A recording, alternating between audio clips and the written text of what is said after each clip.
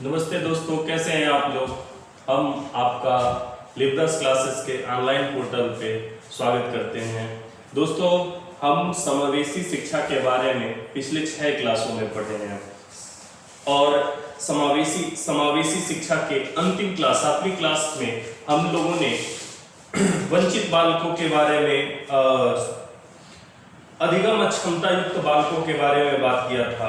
अब आज हम बात करेंगे जो सीटेट और यूपीटेट तथा पीआरटी की तीनों की परीक्षाओं के लिए बहुत ही इंपॉर्टेंट है। समझिए कि मोस्ट इंपॉर्टेंट चैप्टर इस पूरे टॉपिक के सबसे इंपॉर्टेंट सेक्टर में हमारा है, जहां पे 2 तरीके से प्रश्न पूछे जाते हैं। एक कॉन्सेप्चुअल क्वेश्चन होता है और दूसरा टू द पॉइंट क्वेश्चन होता है। तो हम इस टॉपिक की बात करते हैं। इस टॉपिक को कहा जाता है अधिगम अक्षमता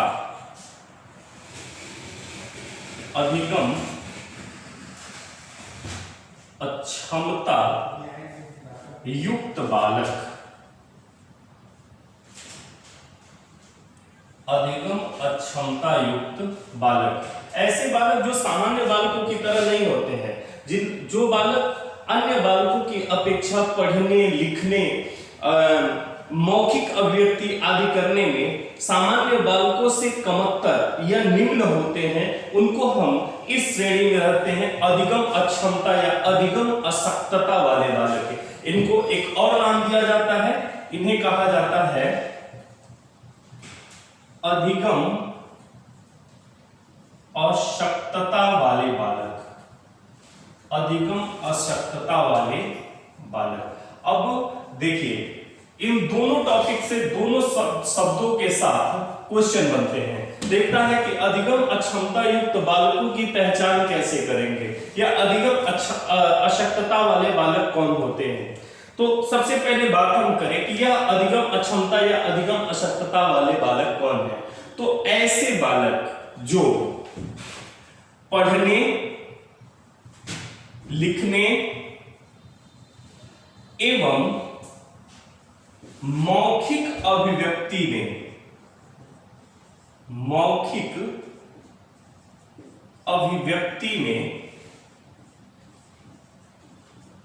सामान्य बालकों से कम होते हैं। सामान्य बालकों से निम्न होते हैं, कम होते हैं, निम्न होते हैं, उनको हम क्या कहेंगे? अधिगम अशक्तता वाले बालक। ऐसे बालकों को हम इस श्रेणी में रखते हैं। अब इस अधिगम अशक्तता का कारण क्या होता है? क्या कारण होता है कि बालक पढ़ने लिखने तथा मौखिक अभिव्यक्ति में अन्य बालकों की अपेक्षा कम होते हैं? तो जब भी हम अधिगम अशक्तता वाले बालकों की बात करते हैं तो इसके प्रमुख कारण जो होते हैं, इसको हम व्याधियों के रूप में देखते हैं। डिजीज, मानसिक निर्योग्यता की बात करते हैं हम इसमें, कि बालकों में ऐसे कई सारे कारण पाए जाते हैं जिसके कारण बालकों में मानसिक निर्योग्यता पाई जाती है। और उसका प्रमुख कारण है, एक एक कारणों की व्याख्या हम करते चलेंगे और आप लोग इसे नोट भी करते चलिएगा, ये बहुत इंपॉर्टेंट होता है। सबसे पहले हम बात करते हैं कि अधिगम अशक्तता के कारण। अधिगम अशक्तता के कारण, तो इसका प्रमुख कारण होता है मानसिक दुर्बलता। मानसिक दुर्बलता। और यह मानसिक दुर्बलता किस कारण आती है? तो इसका प्रमुख कारण होता है व्याधियां या बीमारियां। कौन कौन सी व्याधियां हैं इसमें, कौन कौन सी बीमारियां आती है? तो सबसे पहले एक एक बीमारियों की बात यहां पे लिखते चलेंगे, बात करते चलेंगे। सबसे पहले बीमारी इसमें आती है जिसे हम कहते हैं अफेजिया। एक एक बीमारी बहुत इंपॉर्टेंट है दोस्तों। यह कैसी अफेजिया कैसी समस्या है? तो ठीक है, यह है भाषा एवं संप्रेषण भाषा एवं संप्रेषण की समस्या। अब यहां पे दो तरीके से क्वेश्चन पूछा जाता है, ठीक है। इसमें बालक देता है कि निम्न में से कौन सी बीमारी बालकों की मौखिक अभिव्यक्ति को प्रभावित करती है। किस बीमारी के द्वारा बालकों में भाषा या संप्रेषण की समस्या पाई जाती है। तो भाषा और संप्रेषण की समस्या किस में पाई जा रही है, अफेजिया में पाई जा रही है। और ये क्या होता है, इसके कारण बालक मौखिक अभिव्यक्ति नहीं कर पाता है, मौखिक अभिव्यक्ति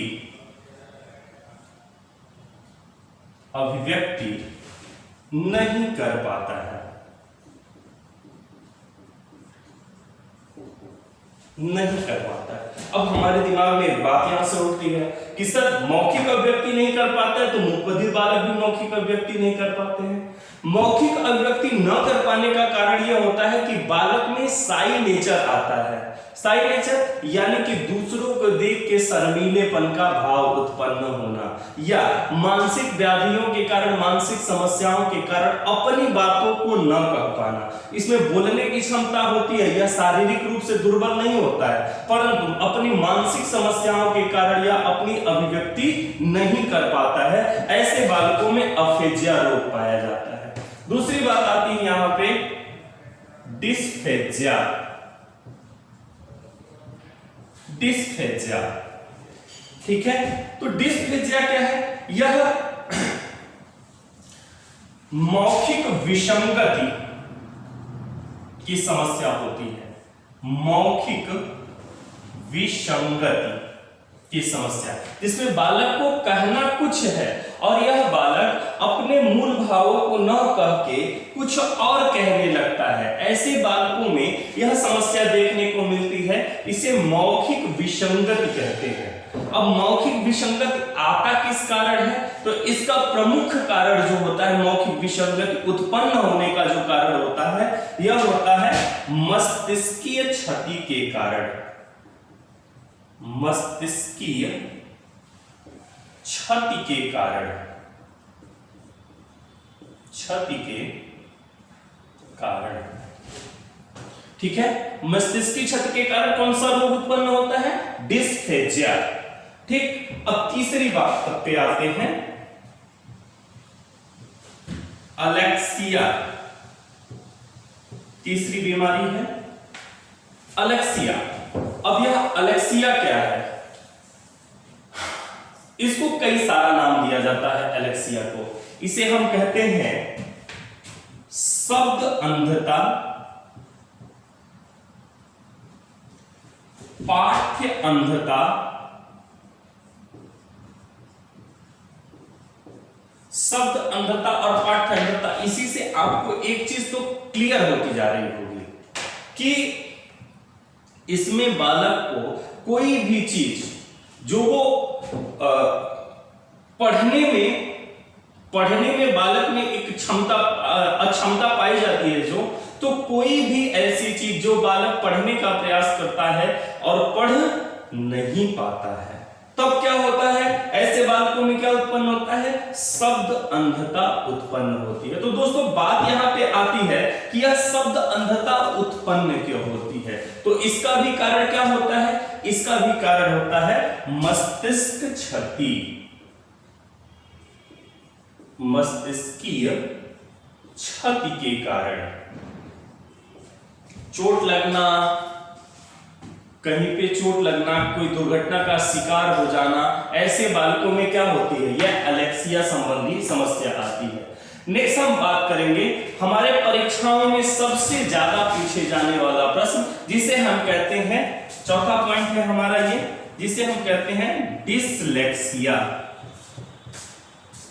डिसलेक्सिया यह बीमारी यूपी टेट से लेकर सी टेट तक और पीआरटी तक हर परीक्षाओं में अभी तक पूछा गया है, बहुत ही इंपॉर्टेंट है। बहुत सारे मेरे मित्र जानते भी होंगे कि इसको एक विशेष नाम दिया जाता है, इसे कहा जाता है पठन विकार। विकारों में भी क्या है ये, पठन विकार। इसमें बालक कुछ शब्द या कुछ अक्षरों में विभेद नहीं कर पाता है। आप लोगों ने एक मूवी देखी होगी तारे जमीन पर, दर्शन सफारी की मूवी है, जिसमें वो बालक, वो पूरी मूवी ही किस पे बेस्ड है, इसी डिसलेक्सिया बीमारी पे बेस्ड है। तो इस यह क्या है, एक पठन विकार है जिसमें बालक कुछ शब्द या अक्षरों को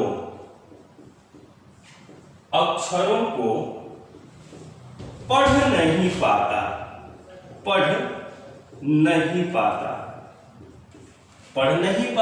मतलब यहां भी क्या होती है, एक समस्या उत्पन्न हो रही है कि आखिर क्या कारण है, किस कारण बालक पढ़ नहीं पा रहा है। क्योंकि अक्षर या शब्द उल्टा दिखते हैं। कैसा दिख रहे हैं, उल्टा दिखते हैं। समझ में आ रही बात, ये अक्षर या शब्द उल्टा दिखते हैं। जैसे मान लीजिए कैसे कि ये सीटेट में आया हुआ प्रश्न है, एक बालक है जो सा को वाज, नॉट को टोन पढ़ रहा है, तो इस बालक में कैसी समस्या पाई जाएगी, तो इस बालक में कौन सी समस्या पाई जाएगी, ऐसे कोई बालक जो इस तरीके के किसी भी क्रिया विधि को कर रहे हैं तो उसमें कैसी समस्या पाई जाएगी, डिसलेक्सिया, यानी कि डिसलेक्सिया समस्या से पीड़ित बालकों को शब्द या अक्षर क्या होते हैं, उल्टा दिखाई देते हैं। तो आगे बात करते हैं दोस्तों,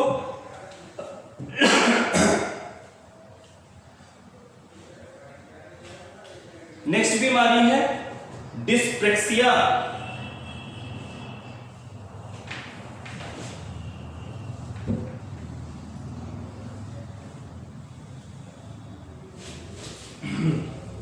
नेक्स्ट बीमारी है अप्रेक्सिया।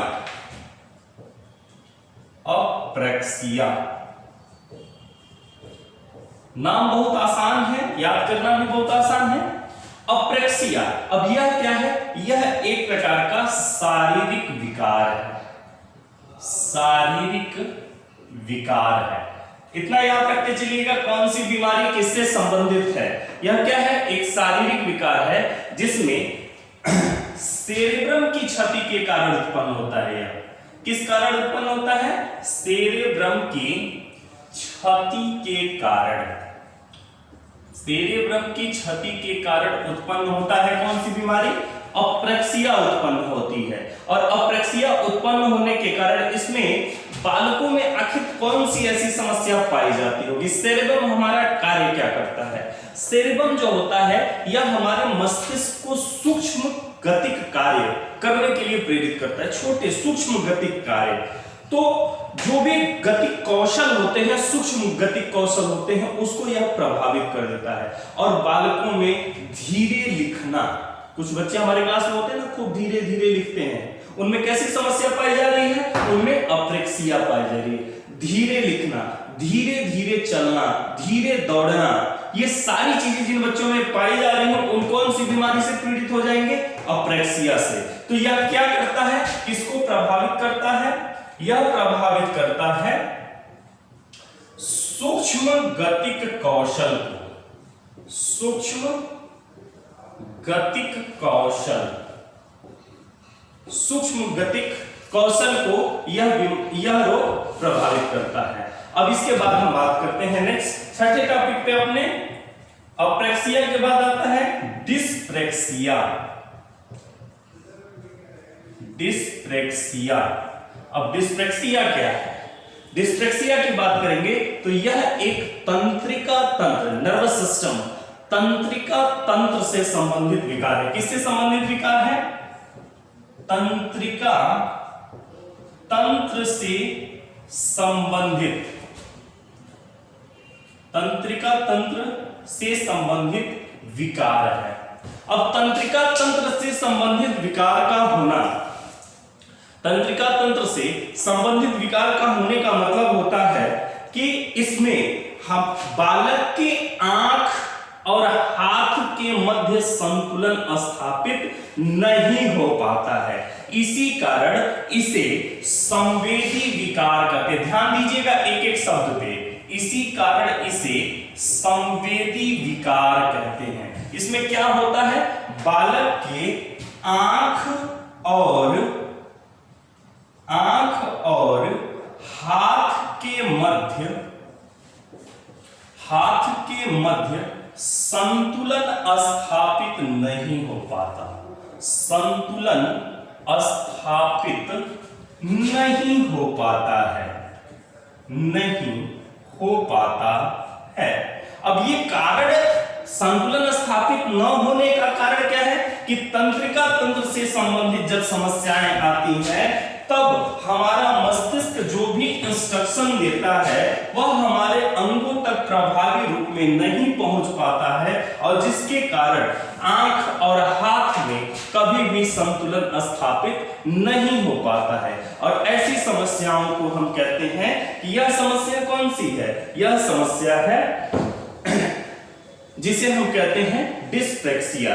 आगे की बात करते हैं, नेक्स्ट है 7वें नंबर की समस्या, जिसे हम कहते हैं, आप लोगों ने पढ़ा है इस समस्या को, इसे कहते हैं डिस्ग्राफिया। डिस्ग्राफिया, डिस्ग्राफिया कैसी समस्या है, डिस्ग्राफिया कैसी समस्या, बहुत सारे लोगों ने पढ़ा होगा इसे कि यह कैसी समस्या है, यह लेखन विकार है। कैसा विकार है यह, लेखन विकार है, लेखन विकार, अर्थात कि ऐसे बालक जिनके आंख, हाथ और उंगलियों के बनावट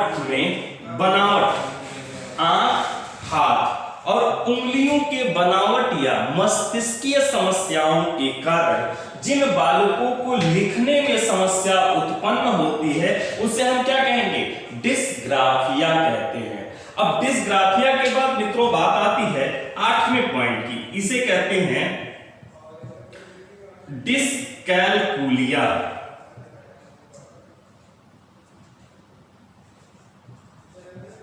डिस्कैलकुलिया, अब डिस्कैलकुलिया मतलब कैलकुलेशन, कैलकुलेशन से बात क्लियर हो जा रही है कि जहां पे कैलकुलेशन की बात आएगी वहां पे क्या होगा, गणितीय क्षमता की बात होगी, और डिस मतलब डिसअपॉइंटेड करने वाली बात है ये। तो जहां पर गणितीय अक्षमता उत्पन्न होती है उसे हम क्या कहते हैं, डिस्कैलकुलिया। और ये क्या है, गणितीय अक्षमता।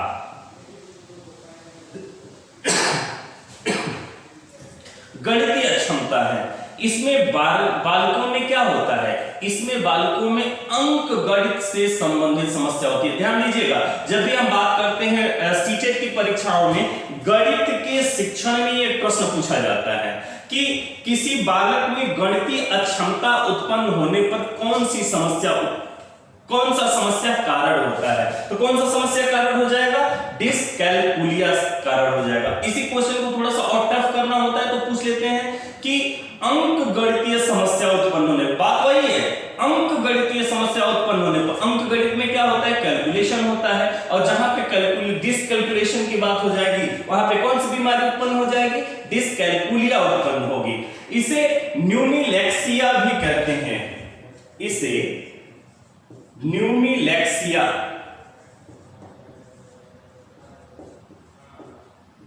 न्यूमिलेक्सिया, न्यूमिलेक्सिया कहा जाता है। क्यों कहा जाता है, न्यूमे मतलब कि नंबर, लैटिन भाषा में न्यूमे अर्थात नंबर, और लेक्सिया मतलब विकार, जहां पे नंबर से संबंधित, नंबर डिजीज जहां पे उत्पन्न होता है, नंबरों से संबंधित, अंक से संबंधित विकार उत्पन्न होता है, उसे हम क्या कहते हैं, न्यूमिलेक्सिया कहते हैं। ठीक है, अब इसके बाद बात आती है मित्रों नेक्स्ट बीमारी की बात करते हैं जिसे हम कहते हैं डिस्थीमिया। यह बीमारी कहलाती है डिस्थीमिया, और यह समस्या कैसे उत्पन्न होती है, तनाव के कारण उत्पन्न समस्या। तनाव के कारण बालकों में मानसिक स्थिरता का अभाव होता है, जिसे हम कहते हैं डिस्थीमिया। डिस्थीमिया से संबंधित बालकों में मनः स्थिति निम्न पाई जाती है, और मनः स्थिति निम्न पाए जाने के कारण बाल का कारण जो होता है वह है तनाव। तो तनाव के कारण उत्पन्न समस्या क्या कहलाती है? डिस्थीमिया कहलाती है। आगे हम बात करते हैं मित्रों, नेक्स्ट है एक भ्रम से संबंधित समस्या उत्पन्न होती है, और भ्रम से संबंधित जो भी समस्या बालकों में भ्रम का उत्पन्न होना, भ्रम उत्पन्न होता है जिसे हम कहते हैं डिस्मार्फिया। यह हमारा 10वां पॉइंट है, डिस्मार्फिया, और इसे कहा जाता है क्या? भ्रम विकार। भ्रम विकार, भ्रम विकार का एक मूल कारण होता है भ्रम, इल्यूजन उत्पन्न होना, इल्यूजन डिजीज। तो इल्यूजन डिजीज है क्या? इल्यूजन है सांप को रस्सी समझना, ये क्या है? इल्यूजन है। खेल वाले सांप को देख के भयभीत होकर भागना, ये क्या है? इल्यूजन है। और वहां पे जहां पर भी ऐसे विकार उत्पन्न होते हैं, इसको हम कहते हैं इल्यूजन डिजीज। ठीक है, और हमारा लास्ट पॉइंट है, ये लास्ट पॉइंट जिसकी हम बात कर रहे हैं, यह है डिमेंशिया। बहुत इंपॉर्टेंट है ये सिर्फ बालकों में नहीं किसी में भी पाया जाता है। डिमेंशिया, मार्फिया, यह है डिस्मार्फिया, डिमेंशिया। तो डिमेंशिया क्या है? डिमेंशिया है भूलने का विकार, इसे कहते हैं भूलने का विकार। यह एक भूलने की समस्या है। और हम फिर से एक बार बात करें तो हम लोगों ने जितने भी बीमारियों के बारे में बात की है, आप लोग इसे पॉज कीजिएगा, वीडियो नहीं समझ में आएगा रुक जाइएगा, थोड़ा पानी पीजिएगा, पॉज कीजिएगा, वीडियो लिखिएगा, और एक एक बीमारी को एक पेज पे 10 लाइन है, 10 लाइन को लिख लीजिएगा, और इसे लिखकर और बेहतर तरीके से समझिएगा, क्योंकि यहां से जो समस्याएं पूछी जाती हैं प्रश्नों में, वह 2 तरीके से पूछी जाती हैं। एक पूछा जाता है कॉन्सेप्चुअल, कॉन्सेप्ट बना देगा कि यदि आप शिक्षक अथवा शिक्षिका हैं और आपकी कक्षा में फला फला रोग से संबंधित कोई छात्र है, आप उस बालक को किस बीमारी से ग्रसित रूप में इंकित करेंगे, तो उस समय में आपका कॉन्सेप्ट काम करता है। और दूसरा होता है जो फैक्ट पे आधारित होता है। फैक्ट पे आधारित होता है कि जैसे मान लीजिए कि किसी भी बीमारी के बारे में पूछे कि पठन विकार निम्न में से कौन सा है, तो आप उन चीजों को पढ़े रहेंगे तो बेहतर तरीके से करेंगे। यह हमारा आज का समावेशी शिक्षा समाप्त हुआ। मित्रों, हम अगले चैप्टर में बात करेंगे जीन पियाजे, कोहलबर्ग और वाइगोत्स्की की। ये एक बहुत ही इंपॉर्टेंट होगा। तो हम मिलते हैं नेक्स्ट वीडियो में, तब तक के लिए नमस्ते।